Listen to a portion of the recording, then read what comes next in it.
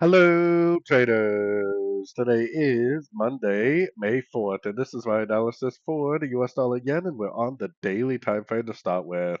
So, like I've been saying, I still think this is possibly a pullback within an uptrend, mostly because my weekly time frame target never did get hit. So, we need to see a break to the upside to prove that. We are definitely finding some support at the 50% Fibonacci retracement, but just because you found support doesn't mean that it might not just keep on trending down. We need to see a break to the upside at a Fibonacci level to tell us that it really is back into the uptrend.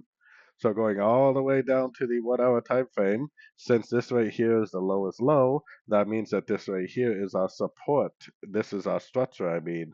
If it breaks above this structure, then I would become very, very bullish, and I would definitely, be trying to trade this to the long side, potentially all the way up to about the 161 area. But just because we think that that could be the correct analysis doesn't mean that that's what it's going to do. We have to do what the market tells us to do, and right now the market is still telling us to look for shorts. If this makes another lower high, then definitely take it as a short. There's nothing telling us that it's going up yet. The break of structure is what's going to tell us that it's going up, and it definitely hasn't done that yet. It could make another lower high, it could go down and make another lower low. The trend is your friend, and if this really is some sort of a top on the daily, then it will not break this structure, and it will definitely just keep on going down.